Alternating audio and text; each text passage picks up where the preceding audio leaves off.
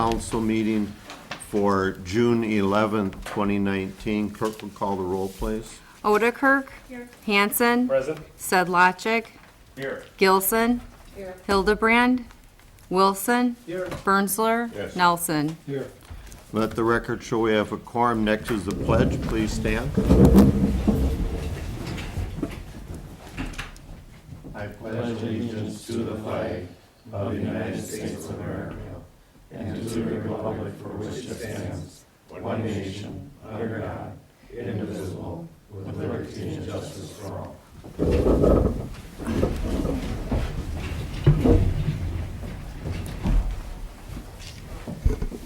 Next item on the agenda is the approval of the consent agenda. The chair will entertain a motion. Move that we approve the consent agenda. Second, Alderman Sabato. We have a first and a second. Any discussion? Clerk will call the roll, please. Nelson. Yes. Bernsler. Yes. Wilson. Yes. Odekirk. Hanson. Yes. Sedlacek. Yes. Gilson. Motion carried. Thank you. Next on the agenda is the audience portion where we ask people to sign in to be recognized by the chair, where you do the talking and we do the listening. And tonight we have Susan Nordyke. Did I get that right? And you can either do it there. If you want to stand up, the mic will pick it up better, or you can come up to the front and tell us what's on your mind. Okay, I just read in the paper under public notice that there was a reference to the floodplain limit. And since I've been in floodplain and concerned about changes that are being made to it, one way or another, I thought I would come to the meeting and hear what was going on, because it was so general and I'm not quite sure what's going on with it. Would love to be out of it. It's costing a lot of money for the property, break down, try to sell a house in a floodplain. It's a challenge. But yet, we don't get tax breaks on our property taxes. Yeah, I don't know, just gotta be a balance here. And I wanted to know who is doing the maps. Is it the city engineers? Is it FEMA engineers? I just had a lot of questions. I don't even know where to start to go, because I don't know what you guys are even going to discuss tonight. Well, thank you for your concern, and we don't have discussion on any issues during the public audience portion. I will only make the comment that I would direct you to our administrator, Brian Yurgis, and/or Kathy Austin, to try and get some basic questions and at least get you started. But that's not what this part of the audience portion is for, but that'll get the ball rolling for you. Okay? Thank you. Moving on to item 5. I declare a public hearing open. Ordinance number 8, an ordinance amending section 13-2-11 of the floodplain zoning code of the city of Plymouth, Wisconsin, by including references to the dam break analysis for the Brickbauer Dam. I'll ask City Administrator Yurgis and maybe Attorney Feber for a comment. This might answer some of your questions. Yeah, and if it's okay with the mayor, can I just make a couple Absolutely. comments? Sure. One is, just so you know, if you go to plymouthgov.com and you click on municipal codes, underneath municipal codes, then you can find the floodplain zoning, which is Title 13. And that has all the floodplain regulations in it, okay? And then as part of the floodplain, back in 2000 or around 2009, FEMA and the DNR updated the official floodplain maps, and the city was required at that time to adopt the Sheboygan County Flood Insurance Study maps dated April 2nd, 2009.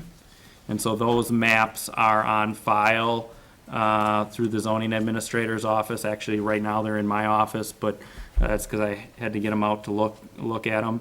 But we do have those maps available for public inspection, that if you ever wanted to come to City Hall and look at those FEMA maps that are dated April 2nd, 2009, you're welcome to do that. And then those maps correspond, of course, with our floodplain zoning, and they work together. The ordinance that is here tonight, and I can give them my copy too after I go through this, but the ordinance we have tonight here is related to adopting reference to additional maps. In the packet, you have a letter that was sent to Pete Shireman from the DNR that references the Brickbauer Dam, and that is the dam, if you know where the Masters Gallery corporate office headquarters is on PP, so not the plant side, but back behind that building, there's the Brickbauer Dam, and that is not owned by the city of Plymouth. From what I understand, that I believe Masters Gallery owns that dam, but the DNR basically required a dam break analysis related to that dam, and out of that came additional information or more granular data and information related to the floodplain from that required study.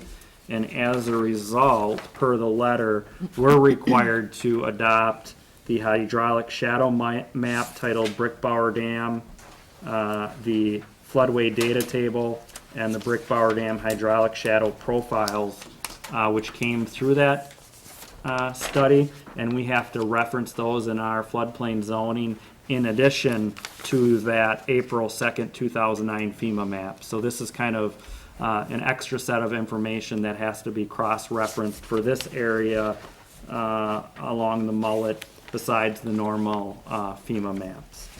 And you can see where it shows the floodway versus the light blue is the flood fringe, and then the hashed area is the floodway boundary, and then our floodplain zoning code includes regulations on building and development within the floodway as well as the flood fringe. And so I guess the best way to describe it is more granular or more detailed information in this section of the river because of the required dam break analysis for the Brickbauer Dam, and the DNRs were requiring us to adopt these as reference and in our code. Is it fair to say, for audience knowledge, that this new adoption basically includes areas south of what's referred to as the Brickbauer Dam? Downstream. Downstream. Not upstream, Downstream, correct. if that's any consolation. Yeah, and then if there's, you know, I can give them a copy of this. Yeah, I don't know yeah. that, I'm not sure where you live, but if they can at least, Well, you can keep your copy if you want. We just thought that maybe it was something that if someone came and looked, that they redid the 2009 map, but all you're really doing is adding to the It's 2009 adding map. south of the city for all intents and purposes. and Masters Gallery. And you're north of that. They must have hired a. So there's Brickbauer nothing Dam. to do ever. That's so sad. All right. But thank you. it's a good question, and we, you know, public hearing, by coincidence, you know, this is where the talking can occur, and certainly we don't want people to go away disappointed or not understanding. Coincidentally, that's what this is all about, and there's a lot of people who don't really understand floodplain, floodway, and all sorts of things. But, you know, these are dealing in 100-year floods and 500-year tables, and that's way above our pay grade, so, All right. okay? Well, thanks. Now, you have so much more knowledge now. I know, Yeah. I'm gonna go home kicking the can. Some, but we want you to come and ask that question, because maybe someone else has the same question, and Well, there's a whole bunch of us that do, and we've already done it, and you just feel like we don't get anywhere, and it's just discouraging. thank, And it thank keeps the, going and going and going and going up and up and up, and then, you know, our houses are assessed at one thing, but then we can only get so much because of the floodplain, and, you know, I'm not an idiot, I bought it knowing I was in the floodplain, but that was 16 years ago, and it was $363 a year. It's $1,400 a year now, that I'm literally throwing in the Mullet River. And I know it's in FEMA's hands, but we've done this. We had the big thing upstairs. We asked our congressman, we asked to redo the map here, we asked, and we can't get anywhere. And it's just very frustrating for all of us. And if we can't come here, then we go to the next one, and no one hears us. And we just keep paying what we pay, and we just keep getting assessed what we get assessed. I'm sorry, you know, because we can't sell our houses, we're just trapped, and it's awful.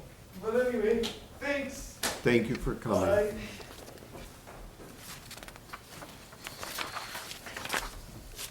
We certainly have concerns for situations like that, and unfortunately, when FEMA comes out with the map, we don't have too many options but to adopt the map because they're the authority, and. Yeah, the prior map, I think was either it was either dated 1983 or 1988. And then, that map is a lot more basic and I guess,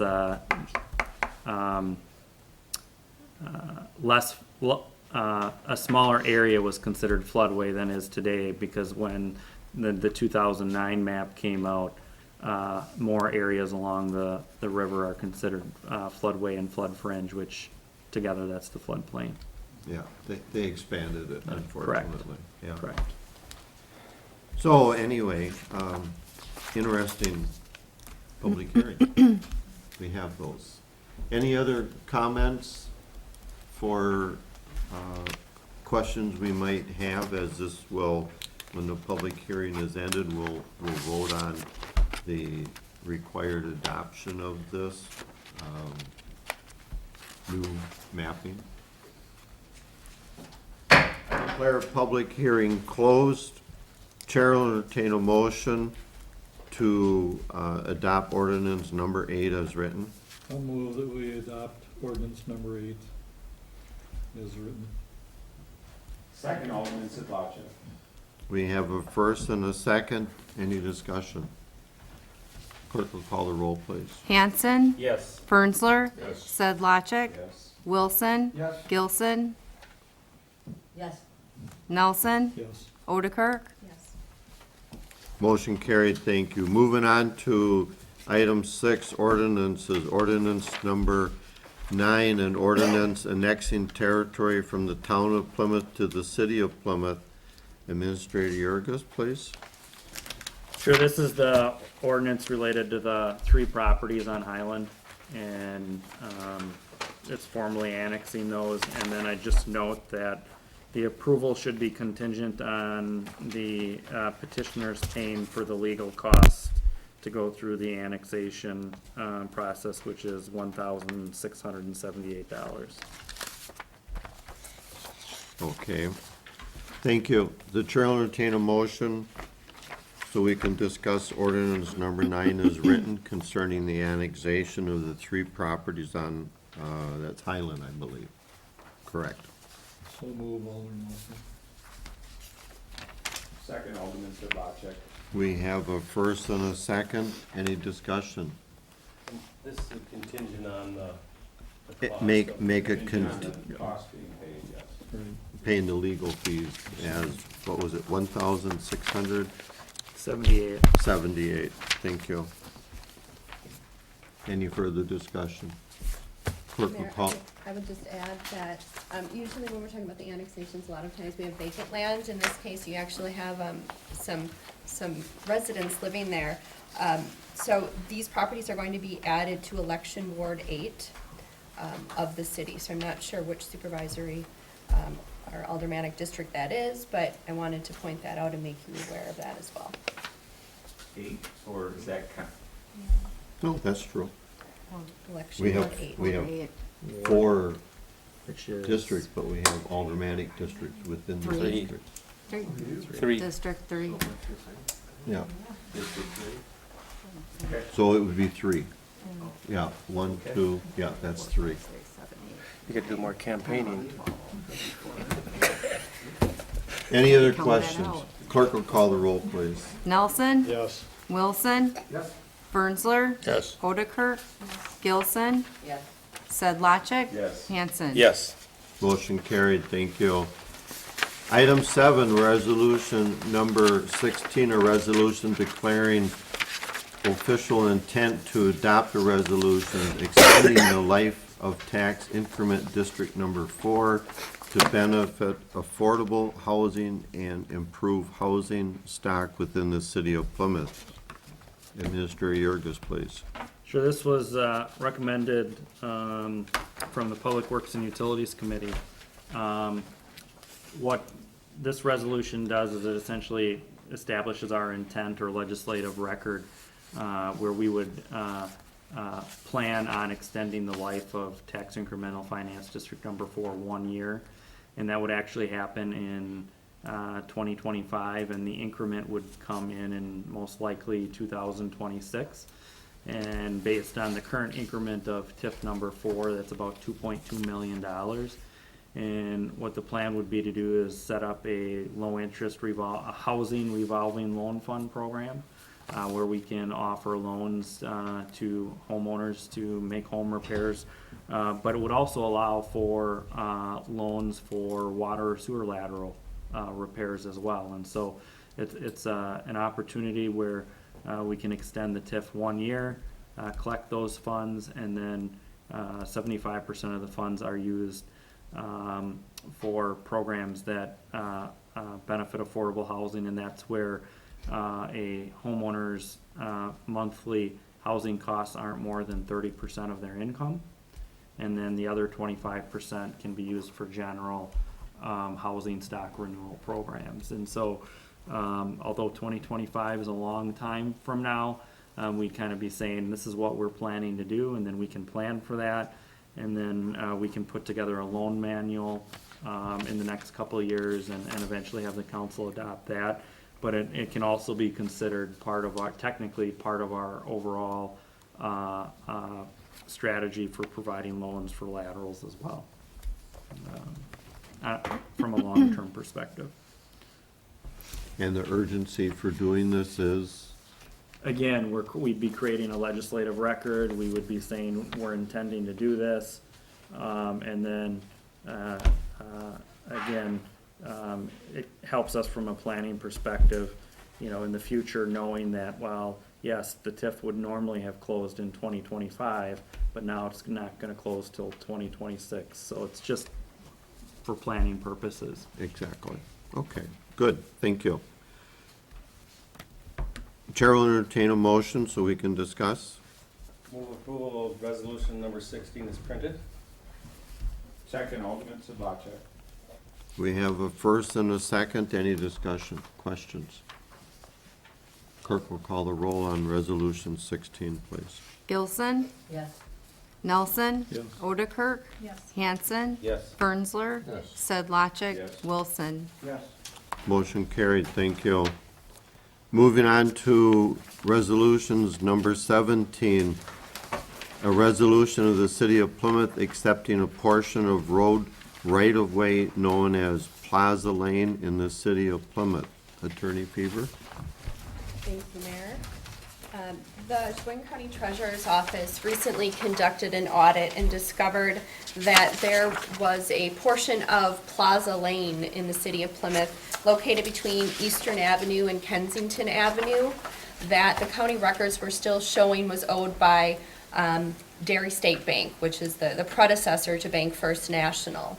And the county treasurer contacted the bank, made them aware of the situation, and the bank is interested in deeding that property over to the city. Otherwise, they would start to pay real estate taxes on it. So it hadn't been assigned a tax ID number. They had not been paying taxes on this portion of Plaza Lane, and they aren't interested in owning this. They want to deed it over to the city. So they have executed a quitclaim deed to the city for this portion of Plaza Lane, but for it to actually be owned by the city, we actually need to accept it, and that's done through the resolution. So they've signed over the quitclaim deed, and if the city wishes to accept that property from them, then we would need to adopt this resolution.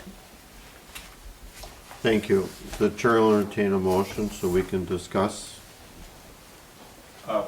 Motion to approve resolution number 17. Second, Wilson? We have a first and a second. Any discussion? Alderman Hanson. What would be the benefit of the city owning this?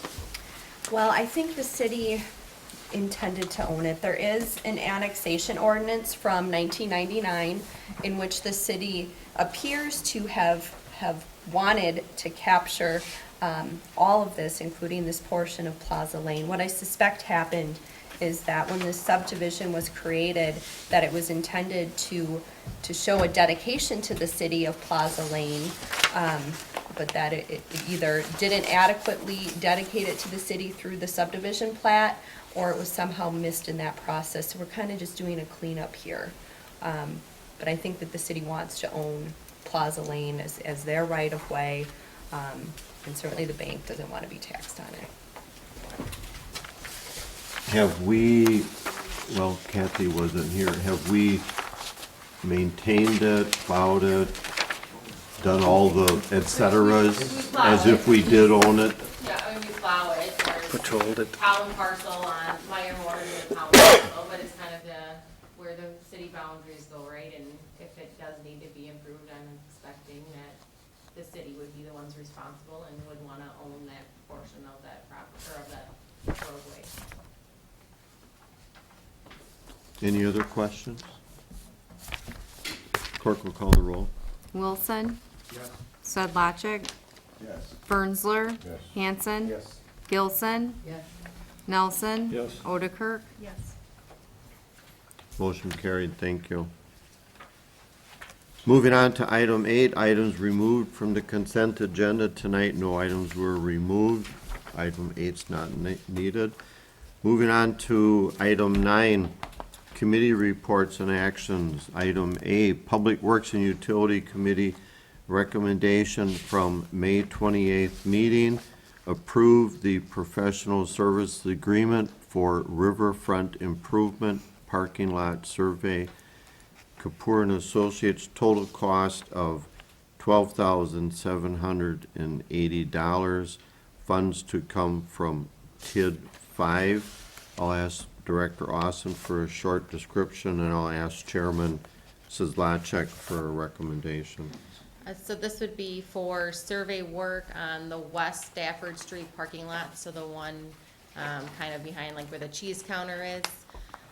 We had talked about it, we had a conceptual plan done from MSA, I think it was just last year. So this would give us the survey work and kind of the actual, they would go into the deeds to make sure our property lines are what they are. So regardless of whether or not the overall conceptual plan for the west parking lot happens, we would at least know our city-owned portion, because at some point in the future, we will have to do just regular maintenance on that parking lot. Whether or not it's a full beautification project or not, I guess that's left to be determined. And as far as the survey work too, that'll be used in the future. So the TIF would pay for the funds, which is why it would be done this year. Thank you. Chair will entertain a motion. Motion to approve Kapoor and Associates to do the riverfront improvement parking lot survey at the cost of $12,780. Funds coming from TID 5. Second. We have a first and a second. Any discussion? Can I make just one comment? Just so Mr. the council is Yurgis. aware, we did get a quote from MSA as well. That's not in here, but that quote, and we talked about it at committee, but that quote was $20,000. So, it's not in the packet. I didn't want, the council to think we only got one quote. We did get two. But Kapoor was the low bidder. Correct, thank you. Any other questions or comments? Clerk, call the roll, please. Gilson, Yes. Nelson. Yes. Odekirk. Yes. Hanson. Yes. Franzler. Yes. Sedlacek. Yes. Wilson. Yes. Motion carried, thank you. Moving on to item B, Finance and Personnel Committee recommendation from May 14th meeting, approve standby street superintendent compensation policy. Director Austin, you want to give us a brief description on that, please? Sure. So currently, so the street superintendent is a salaried employee, so he receives no overtime compensation. This would take effect, or I'd be asking for this policy to take effect when he is kind of like on a week-long vacation or on FMLA, for someone to be standing in his position, which would be an hourly employee, to get some sort of additional compensation after hours for having to carry the work phone with him.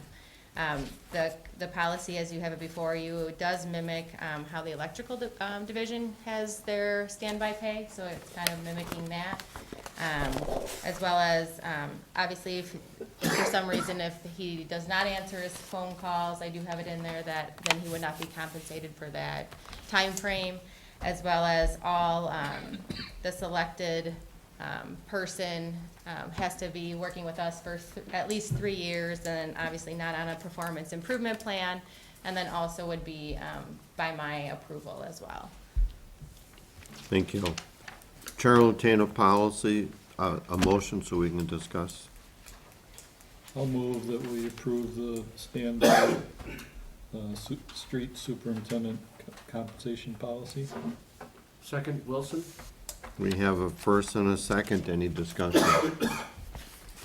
Clerk will call the roll, please. Wilson, Yes. Sedlacek. Yes. Franzler. Yes. Hanson. Yes. Odekirk. Yes. Nelson. Yes. Gilson. Yes. Motion carried, thank you. Moving on to item C, Plan Commission Committee recommendation from June 6th meeting, approved certified survey map for Lot 35 Vintage Neighborhood. Administrator Yergis, can you give a brief summary on that? Sure, this is, if you're going south on Pleasant View, and then on the left-hand, side, or the east side, across the street from Briarwood, the senior living apartment development, there's a vacant lot there. What the CSM would do is it would create 2 lots.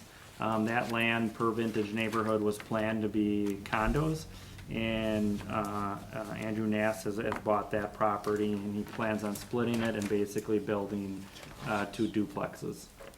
So for a total of 4 units on the 2 parcels. And Plan Commission recommended this at the June 6th Plan Commission meeting as well. Thank you. Chair will call on Plan Commission member John Nelson for a recommendation. I'll move that we approve the certified survey map for Lot 35 Vintage Neighborhood. Second, Alderman Sedlacek. We have a first and a second. Any discussion? Clerk will call the roll. Franzler. Yes. Odekirk. Yes. Wilson. Yes. Hanson. Yes. Nelson. Yes. Sedlacek. Yes. Gilson. Yes. Motion carried, thank you. Chair will entertain a motion to adjourn. Move to adjourn. Wilson. Second, Odekirk. We have a first and a second. All in favor, say aye. Aye. Opposed, we stand adjourned.